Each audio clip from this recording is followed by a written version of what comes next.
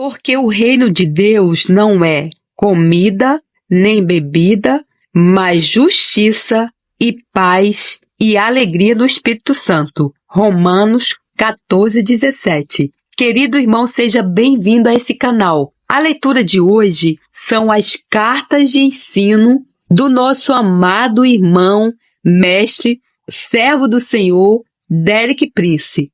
Curta, se inscreva e compartilhe o vídeo para que mais vidas possam ser abençoadas e para que o reino do Senhor avance e a glória seja dada somente a Ele. Carta de ensino: Quem é a cabeça da igreja? De Derek Prince. O encabeçamento, a liderança de Jesus. Parte 2. Quem é a cabeça da igreja? Vamos continuar nesta carta com o tema da anterior, o encabeçamento de Jesus. Julgo que preciso recapitular brevemente alguns dos pontos principais. Primeiro que tudo, nós vimos que o encabeçamento, a liderança, é um conceito central da palavra de Deus, especialmente no Novo Testamento. E, na verdade, a liderança é o caminho de governo apontado por Deus. Vimos que no natural, a cabeça tem certas funções. Ela recebe dados, toma decisões, inicia ação e dá orientação contínua. Isto também se reproduz no domínio espiritual. A relação padrão de liderança é a relação entre Deus, o Pai, e Jesus, seu Filho. E se nós queremos saber o que significa estar sob liderança, precisamos olhar para o exemplo de Jesus na sua relação com o Pai. E eu sublinhei que ele nunca iniciou nada.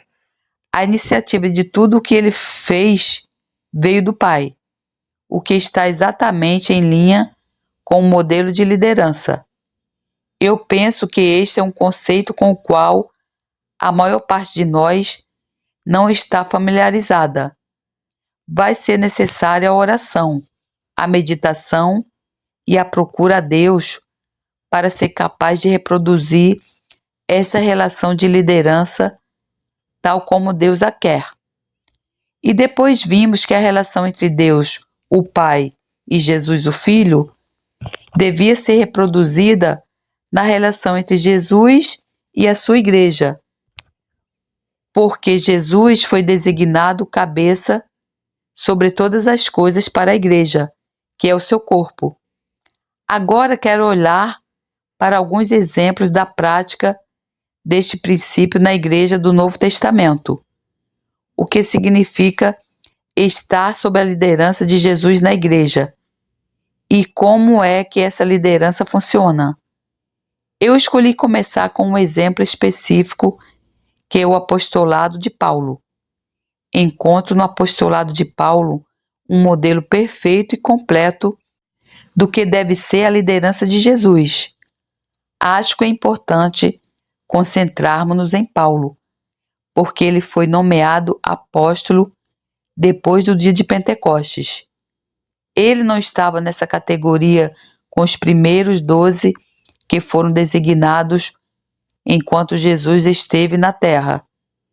E, em certo sentido, nós poderíamos dizer que não podemos esperar reproduzir o que aconteceu enquanto Jesus esteve na terra, mas não há razão para não podermos ver reproduzido o que aconteceu através do Espírito Santo depois do dia de Pentecostes. Se fores para 1 Timóteo 1, Paulo faz aqui uma declaração acerca da base do seu apostolado. 1 Timóteo 1. Paulo, apóstolo de Jesus Cristo, segundo o mandado de Deus, nosso Salvador, e do Senhor Jesus Cristo, esperança nossa.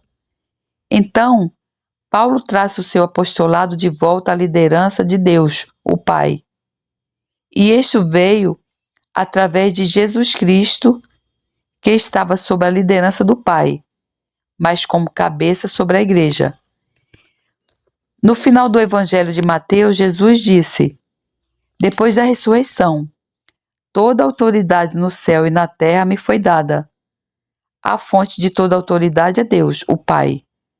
Mas ele transmitiu-a a Jesus Cristo, o Filho, porque Jesus provou a ele próprio ser totalmente digno de ter autoridade.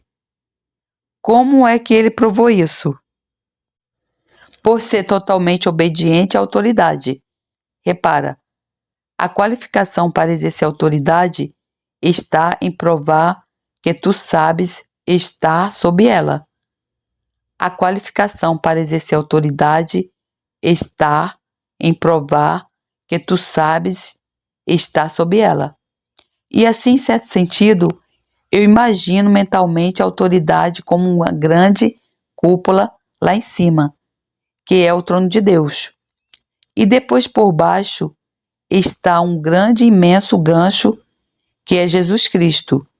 E toda autoridade em qualquer área do universo, entre os anjos, homens, seja onde for, procede desse gancho. Todas as coisas que estão suspensas do gancho, que é Jesus Cristo. Mas Jesus é o canal e o transmissor da autoridade de Deus para todo o universo. E, em particular, ele tem uma relação especial com a igreja, que é o seu corpo.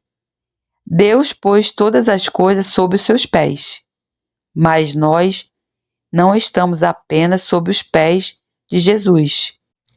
Como parte do seu corpo, nós estamos ligados a ele, como cabeça.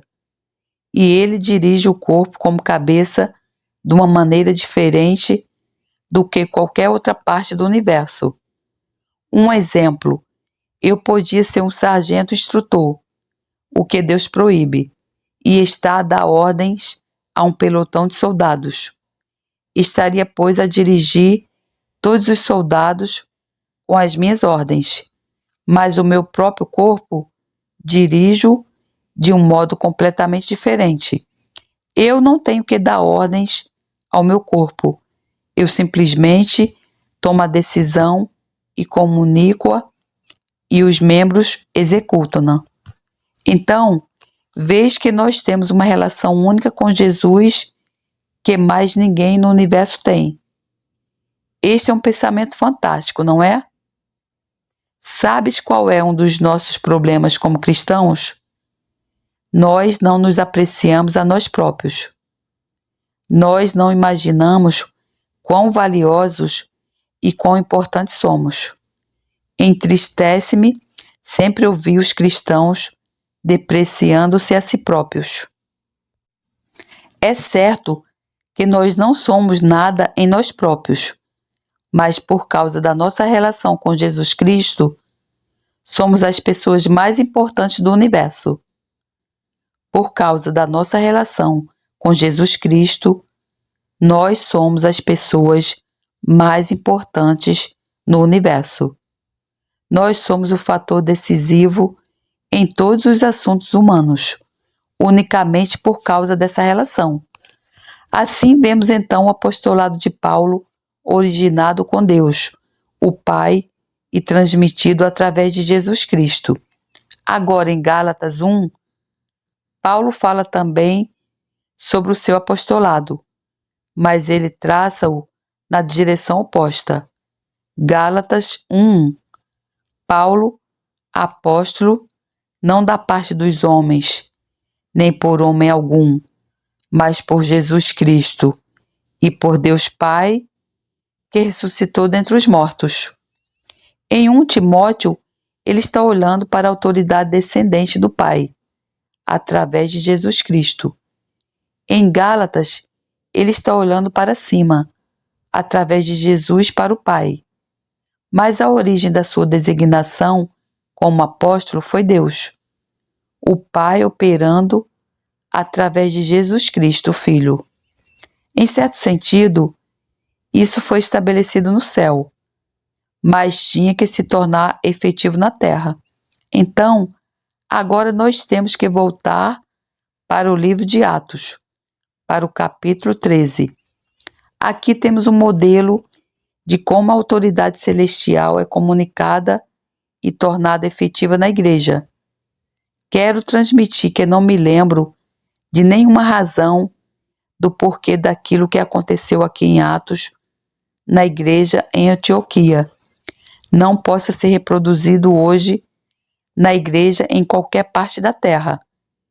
E isto é importante, porque envolve o surgimento do ministério apostólico. Leiamos os primeiros 4 versículos de Atos. Atos 13, 1, 4. E na igreja que estava em Antioquia, havia alguns profetas e doutores, a saber, são mencionados 5, Barnabé e Simeão chamado Níger. Sabe o que significa Níger? Negro. Então, ele era de pele escura. E Lúcio, Cireneu e Manaém, que fora criado com Herodes, o tetrarca. Por outras palavras, ele era realmente da casa do governante. E Saulo, 5 homens que foram reconhecidos como profetas e mestres. Será que estamos preparados para aceitar que podem existir profetas e mestres na igreja hoje? E servindo eles ao Senhor e jejuando. Eu confirmei com a NVI, e a NVI não diz ministrar ou ouvir, ela diz adorar o Senhor, o que é uma interpretação legítima. Como é que nós ministramos ao Senhor? Nós adoramo-lo. Este é um modo de ministrar ao Senhor. E servindo eles ao Senhor, o adorando e jejuando. O jejum é outra dessas coisas que está a ser restaurado na igreja, um pouco contra a propensão de algumas pessoas. Eu fui salvo no exército britânico em 1941. Como eu estava no exército, fui enviado quase imediatamente para o estrangeiro. Passei os 3 anos seguintes nos desertos do norte de África e nunca vi uma igreja. Raramente vi um capelão. Estava dependente de Deus, da Bíblia e do Espírito Santo. Quer dizer, eu não tive qualquer outra fonte. Devo dizer que, de certo modo, estou bastante agradecido. Porque durante esse tempo, li a Bíblia toda por várias vezes. Mais tarde, quando comecei a ir à igreja, descobri que existiam muitas coisas na Bíblia que eles não diziam às pessoas lá, mas eu já tinha lido a Bíblia. Deus tornou claro para mim, só estou a mencionar porque não sei explicar bem como, que eu tinha que jejuar um dia por semana. Escolhi a quarta-feira. E basicamente durante todo o meu serviço militar, que durou outros 4 anos e meio, jejuei todas as quartas-feiras. Quando nós estávamos no Egito, no deserto, fui incidentalmente responsável por um pelotão de maqueiros, 8 soldados britânicos blasfemos e ímpios. Nenhum deles queria ser maqueiro. Nós vivíamos num caminhão de 3 toneladas que era conduzido por 2 condutores. Assim havia 10 de nós, mais eu, que era suposto estar no comando de tudo. Seja como for, quando se está a viver assim tão perto, com homens, e não se pode fugir das pessoas no deserto, não há segredos. Quero dizer que não havia maneira de eu poder jejuar secretamente. Então, todas as quartas-feiras, os outros soldados sabiam que eu não estaria a comer. Bem, alguns de vocês sabem que os muçulmanos têm um mês no ano chamado Ramadão, onde eles não jejuam verdadeiramente. Eles não comem durante o dia, mas compensam isso à noite. Eu não chamo realmente a isso de jejum. De qualquer modo, todos os soldados na minha unidade chamavam daí por diante quarta-feira Ramadão. Olhando para trás, devo dizer, penso que isso foi a chave para o meu progresso espiritual. E basicamente, houve muito poucos períodos na minha vida em que eu não tenha jejuado um dia por semana. Sabes que John Wesley recusava ordenar para o ministério metodista qualquer homem que não prometesse jejuar pelo menos até às 16 horas, cada quarta-feira e cada sexta-feira. E ele escreveu no seu jornal: estou convencido de que qualquer pessoa que entenda a importância do jejum e não o pratique, irá recair tão certamente quanto alguém que entenda a importância da oração e não a pratique. Quando por volta de 1949 em Londres, eu comecei a ensinar sobre o jejum, as pessoas olhavam para mim como se eu tivesse vindo de outro planeta. Quero dizer, era apenas absolutamente desconhecido de que os cristãos deveriam jejuar. Hoje já fizemos algum progresso. Penso que há muito mais progresso para fazer. Indiquei às pessoas que Jesus no Sermão da Montanha não disse: se tu jejuares. Ele disse: quando tu jejuares. Ele assumiu que os seus discípulos jejuariam, mas deu-lhes certas regras. O que eu estou a dizer é: se estudares o livro de Atos, encontrarás dois acontecimentos cruciais no desenvolvimento da igreja. Um está em Atos 13, e é o envio dos primeiros apóstolos que estão registrados depois do dia de Pentecostes. Em Atos 14, 23, temos a designação dos anciãos locais numa igreja nova, e ambas essas decisões cruciais foram acompanhadas por jejum e oração da liderança. Eu sugiro-te que a indicação é que os cristãos ou uma igreja que queiram realmente conhecer a mente de Deus precisam de estar preparados para jejuar e então ouvir de Deus. Aqui eles estavam ministrando ao Senhor, o adorando e jejuando. Depois o Espírito Santo falou-lhes: repara que a iniciativa veio de Deus, mas veio do Deus triuno, Deus o Pai, através do Filho, pelo Espírito. Vês? E qual era a declaração? O apostolado de Paulo e também de Barnabé. Versículo 2. E servindo eles ao Senhor e jejuando, disse o Espírito Santo: apartai-me a Barnabé e a Saulo, para a obra a que os tenho chamado. Atos 13, 2. Repara que a iniciativa é totalmente de Deus. Isso não tinha sido uma boa ideia.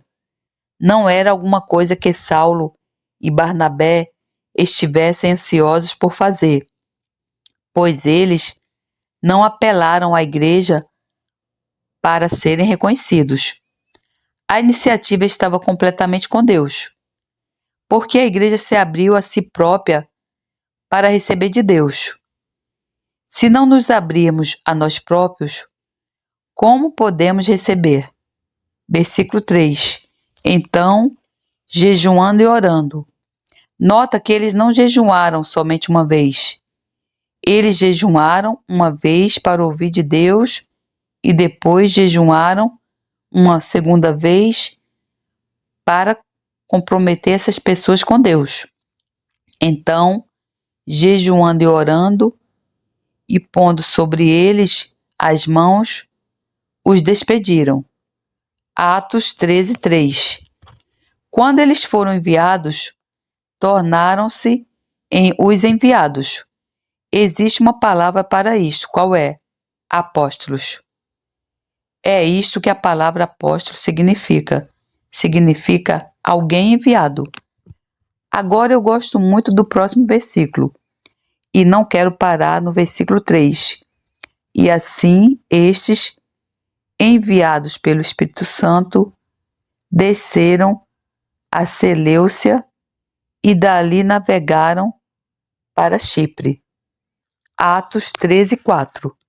O que eu estou a enfatizar é que neste versículo, a expressão que diz enviados pelo Espírito Santo é uma expressão que significa que o Espírito Santo os acompanhou.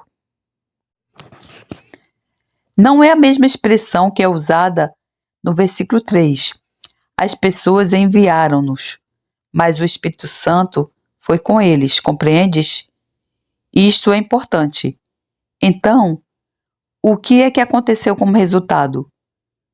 Como é que isso acabou? Volta para o capítulo seguinte de Atos, capítulo 14, e vais ler 2 versículos, versículo 4 e versículo 14. Falam sobre o que aconteceu numa das cidades. E dividiu-se a multidão da cidade, e uns eram pelos judeus e outros pelos apóstolos. Atos 14:4. E depois o versículo 14. Ouvindo, porém, isto, os apóstolos Barnabé e Paulo. Apercebe-te do que eles são agora? Eles são apóstolos. Antes eram profetas e mestres. Como é que eles se tornaram apóstolos? Ao terem sido enviados. Sendo enviados por quem? Pelo Espírito Santo através da igreja. Como vês, todas as coisas na igreja deveriam ser iniciadas por Deus. O Pai através do Filho, pelo Espírito. Todas as coisas na igreja deveriam ser iniciadas por Deus. O Pai através do Filho, pelo Espírito. Mas isso somente é efetivo quando a igreja responde. E embora estivesse no conselho eterno de Deus, que Paulo deveria ser um apóstolo, ele nunca foi chamado apóstolo até a igreja ter reconhecido e aprovado o seu chamado. Isto é bem importante para todos nós. É fácil ficar impaciente com a igreja e tornar-se crítico dela, mas Deus não a ignora, porque ela é o corpo de Cristo. E assim, com todas as fraquezas e falhas, nós temos que confiar em Deus para trabalhar através da igreja. Este é, pois, o modelo completo de como Paulo foi estabelecido apóstolo. E isto foi iniciado por Deus, o Pai.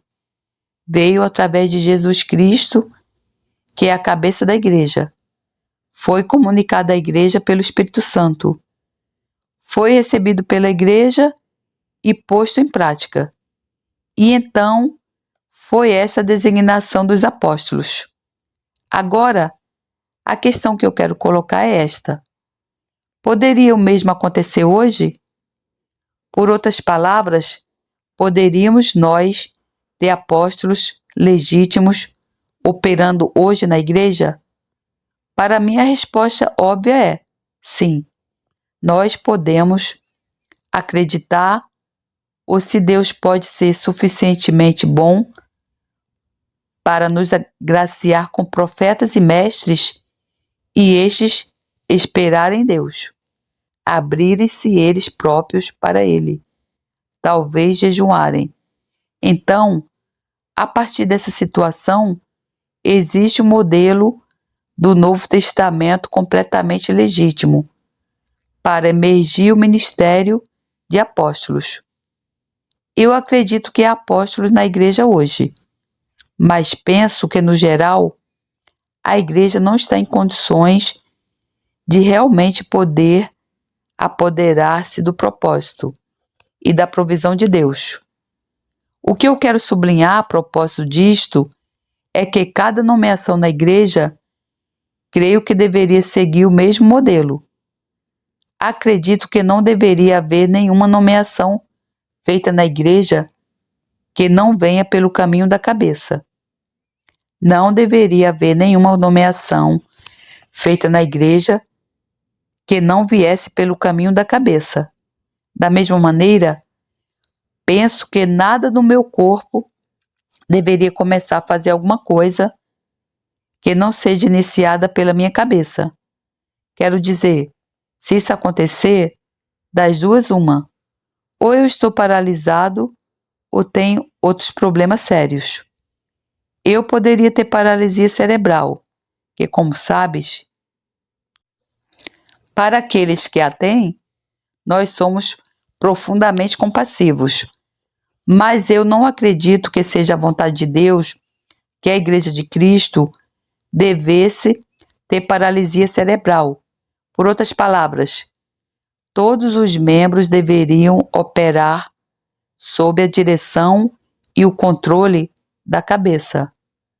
Todos os membros deveriam operar sob a direção e o controle da cabeça.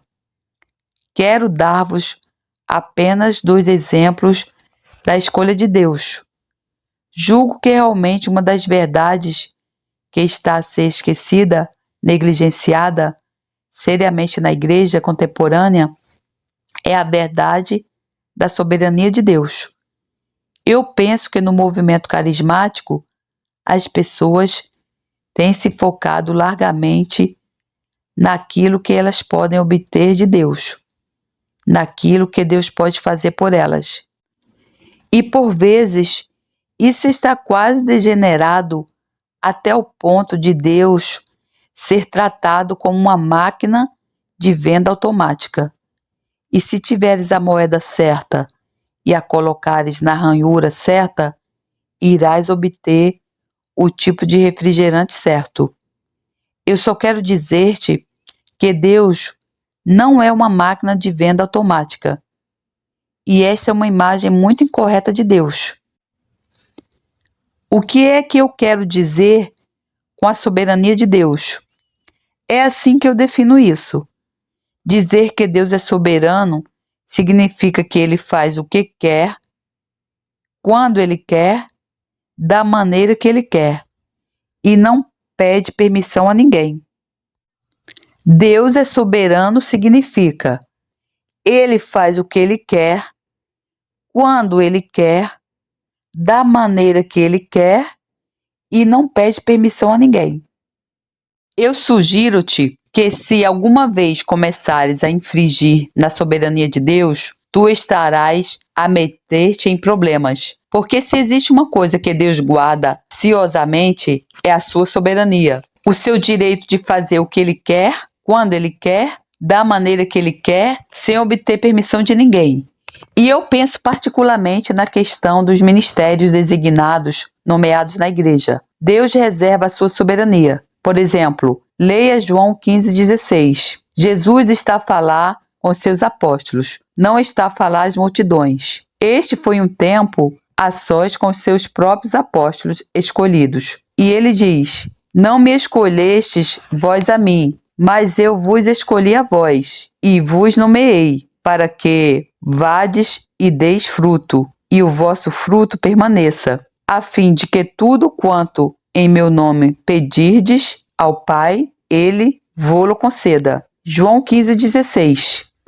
Jesus deixa extremamente claro que ninguém se torna um apóstolo ao candidatar-se ao trabalho, emprego, ou por ter sido votado na igreja. Ele diz: tu não me escolheste, eu escolhi-te. Eu fiz a nomeação. Apenas a título de comentário, qual é a palavra-chave quando nós estamos a falar sobre um apóstolo? É uma palavra muito pequena de 3 letras. Vai, eu te escolhi e te designei para que vades. Um apóstolo quieto, com residência fixa, é realmente uma contradição em termos. Para que vades e deis fruto que permanecerá e que as vossas orações serão atendidas. Eu acredito que tudo isto depende de quem toma a iniciativa. Eu acredito que dar fruto, que permaneça e ter as nossas orações atendidas, somente pode estar baseado no fato de que Jesus fez a escolha. Sugiro-te que onde nós tivermos escolhas que não sejam feitas por Jesus,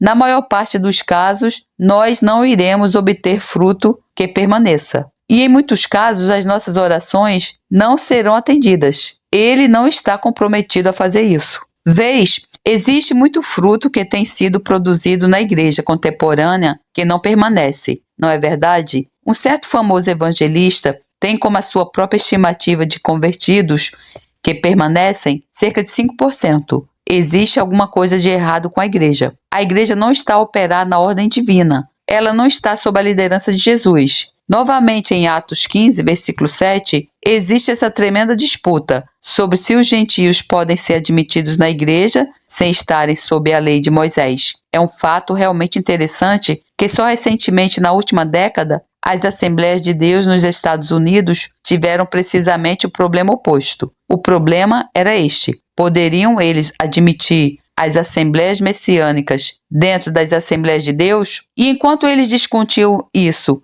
um dos líderes levantou-se e disse: bem, há 19 séculos eles é que nos permitiram entrar. Como é que nós agora podemos recusá-los a entrar? Assim a história deu uma volta completa. Levantou-se Pedro e disse-lhes: homens e irmãos, bem sabeis que já há muito tempo Deus me elegeu dentre nós, para que os gentios ouvissem da minha boca a palavra do evangelho e crescem. Atos 15, 7.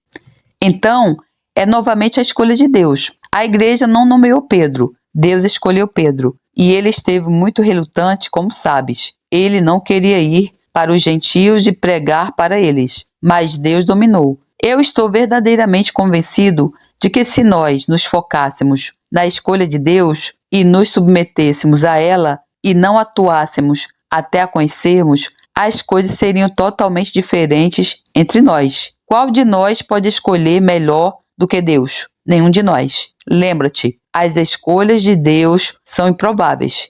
Quero dizer, ele geralmente escolhe a pessoa que nós não escolheríamos. Simplesmente lê a Bíblia e vê. E digo-te outra coisa a respeito das escolhas de Deus. Quando Deus escolhe, a pessoa escolhida normalmente está convencida que não consegue fazer o trabalho. Quando eu me cruzo com alguém que diz: Deus escolheu-me, Deus chamou-me e eu sei que consigo fazer isso, eu somente questiono se alguma vez Deus o chamou. Baseado nesta imagem dos Atos 13, quero extrair certos princípios. O que eu pretendo enfatizar é a importância daquilo que eu chamo de adoração em aberto. Por outras palavras, estar na presença de Deus, adorá-lo sem estabelecer um tempo limite. Isto não é um encontro de oração. Como sabes, o encontro de oração começa às 19h30 e termina às 21h30. Depois disso, toda a gente vai para casa independentemente de onde está Deus ou do que ele fez. Mas é esperar na presença de Deus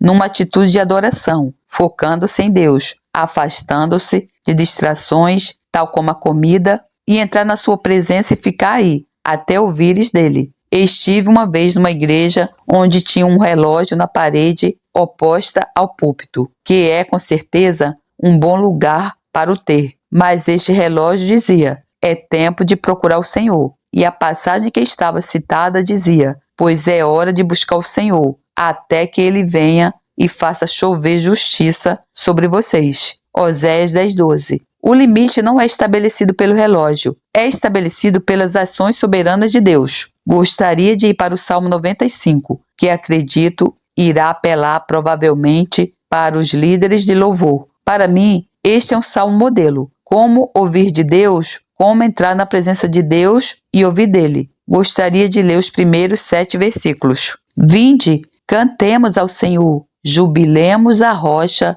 da nossa salvação. Versículo 1. Quantos de vocês levaram isto a sério? Jubilar, gritar, clamar em voz alta. Jubilemos, cantar em alta voz e com alegria ao Senhor. Nós lemos esta passagem, a maioria de nós, vezes sem conta, e nunca pensamos acerca de cantar em alta voz. E algumas pessoas diriam, se o fizéssemos, eles estão loucos. Mas eu prefiro ser louco desse modo, em vez de sensato do modo de algumas pessoas. Vinde, cantemos ao Senhor, jubilemos a rocha da nossa salvação. Versículo 1.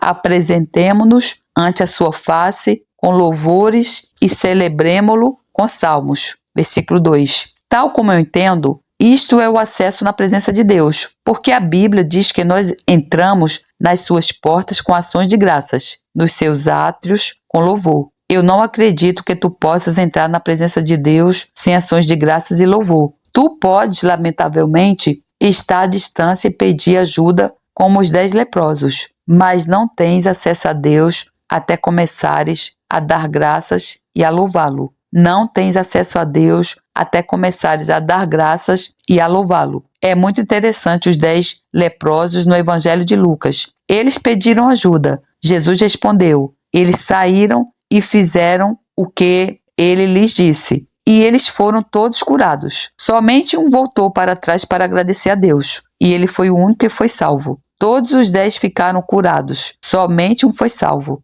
Apenas um teve acesso direto a Jesus. Como? Dando graças. Então, este é o modo de aproximação a Deus. Há alguns anos atrás eu estava a ensinar isto e estava lá um verdadeiro homem de Deus, um irmão no Senhor, um senhor já com alguma idade. Eu disse, eu não creio que nós tenhamos algum direito de entrar na presença de Deus sem ação de graças e louvor. Este é o modo designado. E este querido irmão, mais ou menos da minha idade, no final aproximou-se de mim. Ele é cristão há pelo menos 50 anos. Ele disse, sabes, essa é a primeira vez que me apercebi que eu tinha que dar graças e louvor para entrar na presença de Deus. Ele é um irmão maravilhoso no Senhor. Agora, os próximos 2 versículos, 3 e 5, explicam por que é que nós damos graças e louvores. Porque o Senhor é Deus grande e Rei grande sobre todos os deuses. Nas suas mãos estão as profundezas da terra e as alturas dos montes são suas. Seu é o mar e ele o fez. E as suas mãos formaram a terra seca. Eu tenho comentado algumas vezes que nós agradecemos a Deus pela sua bondade. Louvamos a Deus pela sua grandeza, mas o adoramos pela sua santidade. Outro salmo diz que o Senhor é grande e muito digno de louvor, de ser louvado. Louvar é a nossa resposta à grandeza de Deus. Assim, agora dando graças e louvando, cantando alegremente, com júbilo, nós entramos na presença de Deus. Agora o estado de espírito muda completamente. Olha para o próximo versículo. Ó, vinde, adoremos. Versículo 6.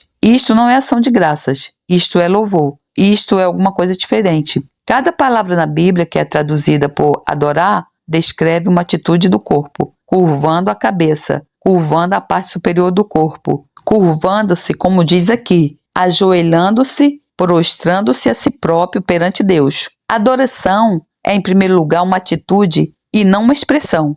Adoração é, em primeiro lugar, uma atitude e não uma expressão. Louvor é uma expressão, adoração é uma atitude. O louvor conduz-nos para o lugar da adoração. Ruth comentava comigo há algum tempo atrás que há tantos líderes de louvor que não sabem a diferença entre louvor e adoração. Nós chegaremos a esse lugar maravilhoso onde estamos simplesmente na presença de Deus. Chegamos lá através do louvor e o líder do louvor começará alguns pequenos coros animados e pôr-nos-á todos a dançar. Isso não é apropriado naquele momento. Naquele momento, nós precisamos de estar em intimidade com Deus. Agora, lendo os versículos 6 e 7. Ó, vinde, adoremos e prostemo-nos, ajoelhemos diante do Senhor, que nos criou, porque Ele é o nosso Deus. Como podemos reconhecê-lo como Deus? O que é que o confirma como Deus? O que é unicamente devido a Deus? Uma palavra, adoração.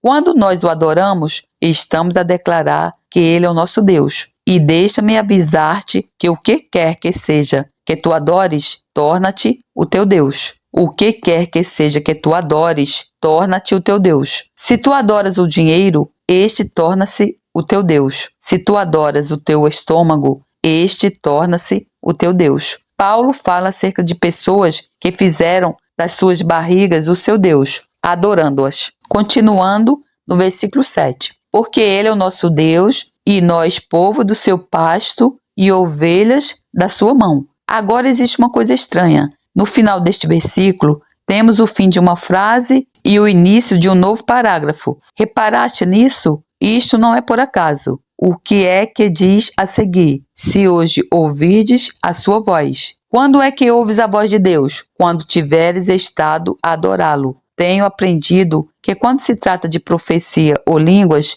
interpretação, eu nunca aceito isso automaticamente. Eu uso sempre a minha antena espiritual e pergunto, isto é realmente de Deus? Isto é realmente ungido? Isto é uma palavra para agora? Mas falando de um modo geral, se isto acontecer num período de adoração, podes ter praticamente a certeza que é de Deus. Esta é a nossa salvaguarda. Eu agradeço a Deus por ter uma esposa que é uma adoradora. Ela também sabe cantar um pouco. Eu não sei cantar para salvar a minha vida, por isso tenho que depender das outras pessoas. Eu não sei se vocês, as pessoas que cantam, se apercebem que alguns de nós temos que depender de vocês para fazer isso. Então, não nos falhem. Ruth e eu passamos tempo na presença de Deus basicamente todas as manhãs e todas as noites. Nós não somos legalistas quanto a isto. Muitas e muitas vezes ouvimos de Deus, recebemos palavras de encorajamento, palavras de direção, orientação, palavras de aviso. Mas 90% das vezes em que elas chegam, nós estamos em atitude de adoração. E geralmente nós não as recebemos se dermos a Deus 30 minutos. É no tempo sem limite que Deus se move. Isto não significa que Ele vai precisar mais do que meia hora. Significa que Deus não nos deixa estabelecer o limite do tempo.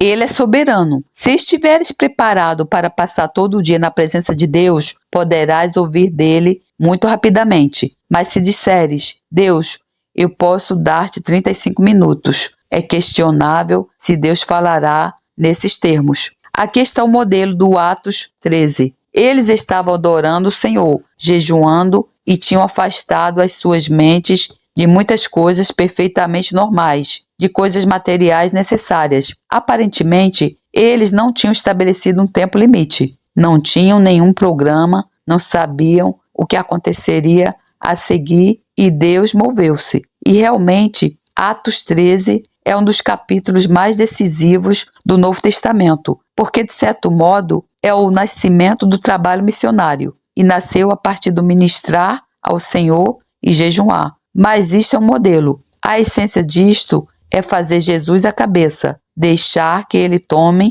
a iniciativa. Gostaria de continuar com a segunda viagem missionária de Paulo. Nós temos aqui outros exemplos da liderança de Jesus exercida através do Espírito Santo. Em Atos 16, Paulo saiu com Silas e recrutaram Timóteo bastante cedo. E deixa-me apenas mostrar-te 1 Tessalonicenses 1:1 por um momento. Esta carta é dos três, Paulo, Silvano, outra forma do nome Silas e Timóteo. Então, estas três pessoas acerca das quais nós vamos ler, Paulo, Silas e Timóteo, escreveram esta carta coletivamente à igreja em Tessalônica. E depois no capítulo 2, versículo 6, está escrito: E não buscamos glória dos homens, nem de vós, nem de outros, ainda que podíamos, como apóstolos de Cristo, ser-vos pesados. O que é que eles são, apóstolos? Quem são os apóstolos? Paulo, Silas e Timóteo. Por que é que eles eram apóstolos? Porque foram enviados por iniciativa do Espírito Santo para realizarem um trabalho específico. Voltando para Atos 16, avançamos na história para o versículo 6.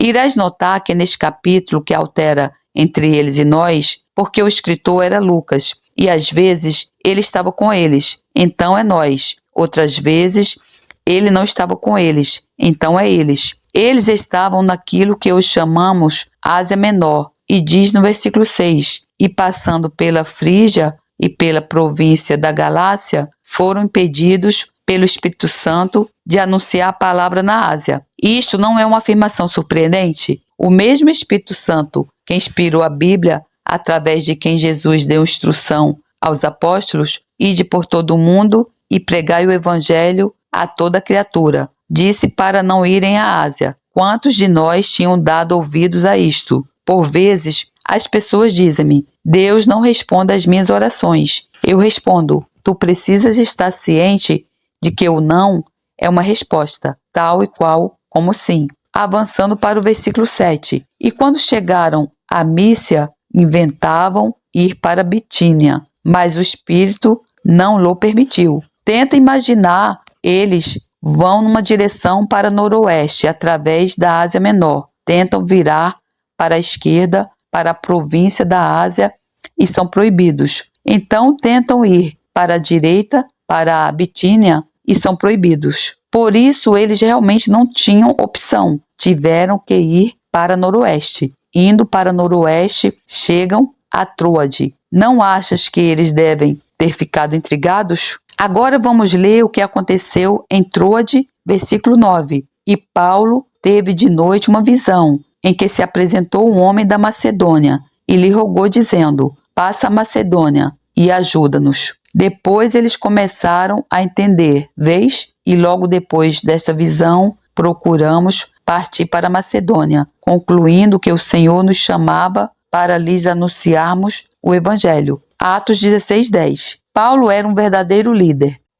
Sabes como nos tornamos isso? Ele teve a visão, mas o texto não diz que ele chegou à conclusão. Diz: nós chegamos à conclusão. Ele transmitiu isso à sua equipe. Compreendes? Isso é liderança. Não é eu tomo todas as decisões e digo-te o que fazer. Mas eu vi de Deus e nós em conjunto decidimos o que é que Deus quer que façamos. Nós não vamos mais longe, mas à luz dos 19 séculos seguintes, isto foi um dos movimentos mais decisivos na igreja primitiva, porque eles tinham estado na Ásia Menor, o que hoje é basicamente a Turquia, e que durante 13 séculos tem sido totalmente muçulmana, quase sem vestígios de cristianismo em qualquer lugar. Mas Deus espremeu-os da Ásia Menor para que continente? A Europa. Esta é a primeira vez que o Evangelho chegou à Europa e foi levado para lá pelo apóstolo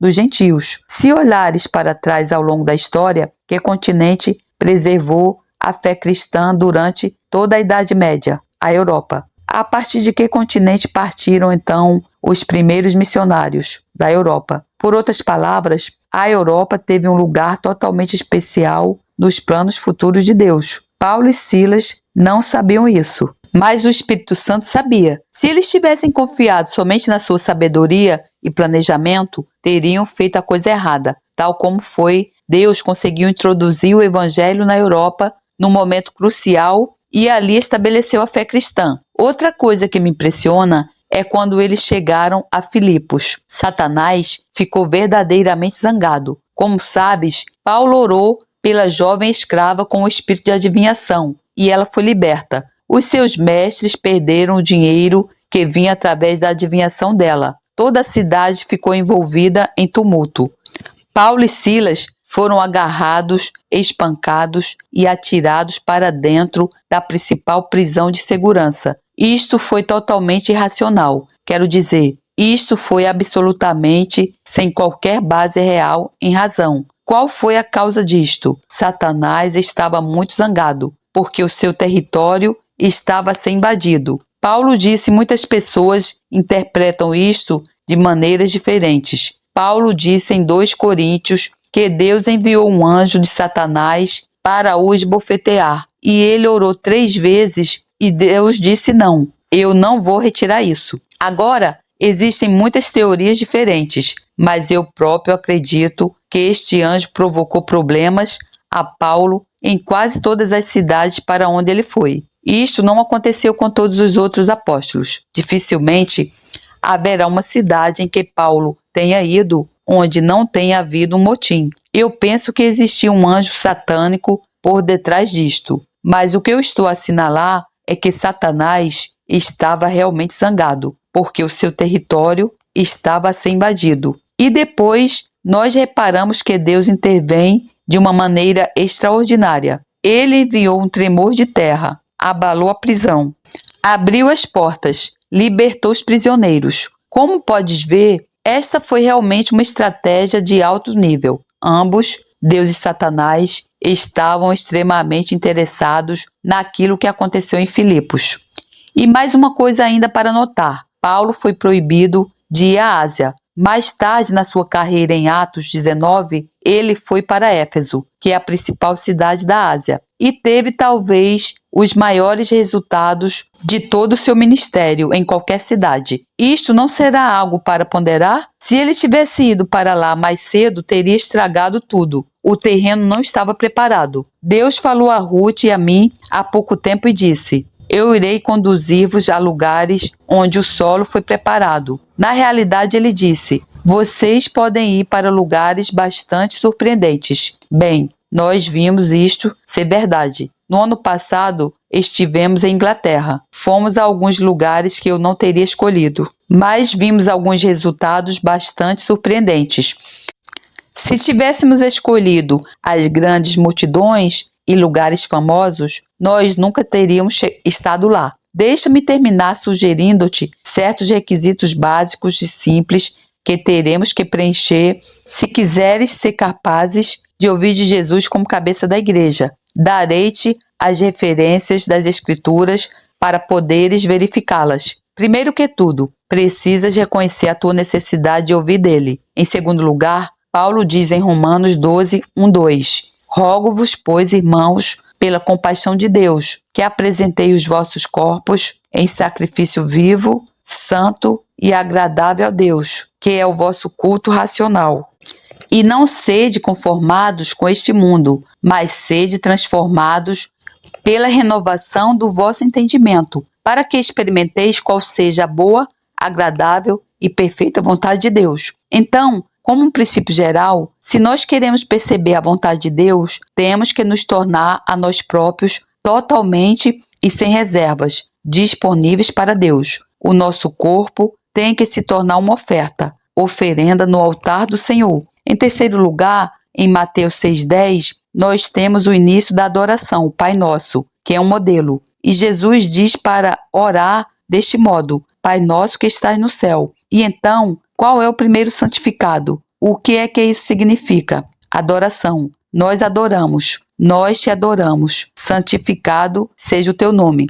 A próxima coisa é nos alinharmos a nós próprios com o propósito de Deus, não para termos os nossos planos cumpridos, mas para termos os planos de Deus cumpridos. Qual é o plano de Deus? Venha o teu reino. Nós realmente não temos o direito de esperar que Deus responda às nossas orações até nos alinharmos a nós próprios por uma decisão da nossa vontade com o propósito de Deus, que é a vinda do seu reino na terra. E depois, seja feita a tua vontade. Isto significa: Deus, não o que eu quero, mas o que tu queres. Estas são as condições básicas. E a seguir em Romanos 8,14 está escrito: porque todos os que são guiados pelo Espírito de Deus, esses são filhos de Deus. Por isso, nós temos que fazer amizade com o Espírito Santo. O Espírito Santo não é teologia, ele é uma pessoa. O Espírito Santo é uma pessoa tanto quanto Deus, o Pai, e Deus o Filho. Se tu quiseres ser guiado pelo Espírito Santo, tens que ser amigável e sensível a ele. Ele não é um ditador, assusta-te facilmente. Ele é como uma pomba, tu podes afugentá-lo. E depois mais uma salvaguarda, confirma com a Escritura. Seja o que for que acredites ser a revelação ou orientação de Deus, confronta isso com a tua Bíblia, porque toda a Escritura é dada sob inspiração de Deus. Se foi o Espírito Santo quem escreveu a Escritura, a sua orientação nunca irá discordar com ela. Estás a ver isto? Resumindo, reconhece a tua necessidade de ouvir dele. Apresenta o teu corpo santo e irrepreensível. Alinha com o propósito de Deus. Submete a tua vontade à sua vontade. Faz amizade com o Espírito Santo e confirma todas as coisas com a Escritura.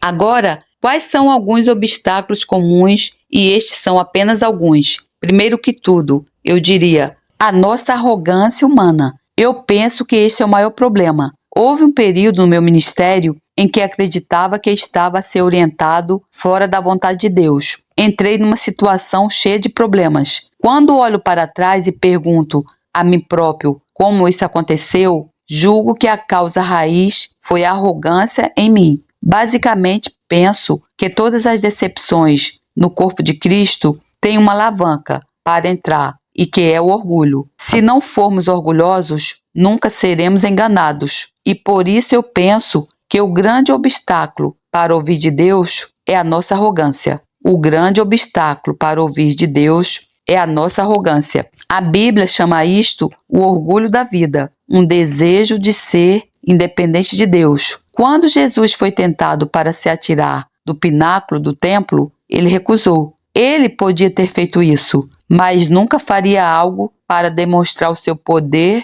independentemente do Pai. Depois, existem outras barreiras comuns. Irei apenas mencioná-las, embora possas ponderá-las. A barreira do hábito ou tradição. Na verdade, a tradição é um hábito coletivo. Nem todos os hábitos são maus, nem todas as tradições são más. Mas, basicamente, quando nós seguimos simplesmente a tradição, vamos perder Deus. Quando nós seguimos simplesmente a tradição, vamos perder Deus. Eu penso que a tradição foi a única maior barreira que impediu o povo judeu de receber o ensinamento de Jesus no seu tempo. Outra barreira comum é o medo, e existem certas espécies de medo. Medo do homem. O que é que as pessoas irão dizer? Julgo que um lamentável número de cristãos é mais influenciado pela opinião das pessoas do que é pela opinião de Deus. Em segundo lugar, medo do desconhecido. Bem, nós nunca fizemos isto dessa maneira anteriormente. Quer dizer, nós não temos um programa, nós não temos um boletim. Como saberemos o que fazer? Deixa simplesmente acontecer e ver o que acontecerá. E depois, medo de ser dependente. Eu penso que este é talvez o mais forte. Nós realmente não gostamos de ter de depender de Deus. Quero assinalar-te alguma coisa em ligação com isto. A essência do pecado não é o desejo de fazer o mal, é o desejo de ser independente de Deus. A essência do pecado não é o desejo de fazer o mal, é o desejo de ser independente de Deus. Nota, a motivação original no Jardim do Éden foi boa, ser como Deus. Conhecer a diferença entre o bem e o mal, isso é bom, não é mal. O que estava errado é que eles queriam isto de forma independente de Deus. E onde quer que exista esse desejo dentro de nós, de sermos independentes de Deus, nós não estamos verdadeiramente livres do domínio do pecado. Então, vou recapitular. E enquanto eu faço isto, talvez tu precises fazer uma pequena avaliação interior. Quais são os obstáculos comuns? Primeiro, arrogância, orgulho da vida. Segundo, hábito, tradição. Eu acredito realmente que a maior parte das coisas que nós fazemos na igreja não são feitas porque Deus disse que deveríamos fazê-las. Elas são feitas porque é isso o que nós temos feito sempre. Eu confirmei isso. Demora cerca de 5 anos para começar uma tradição religiosa. Tenho estado com grupos que começaram no poder do Espírito e em 5 anos eles estavam amarrados pela tradição. Não demorou muito tempo. E depois, o medo do homem, o medo do desconhecido e o medo de estar dependente de Deus. Nós temos que superar estas coisas, mas eu diria que vale a pena correr o risco. Glória a Deus, louvado seja o Senhor, que a graça do Senhor Jesus Cristo, o amor de Deus e a comunhão do Santo Espírito estejam com vocês. Amém. Deus lhe abençoe.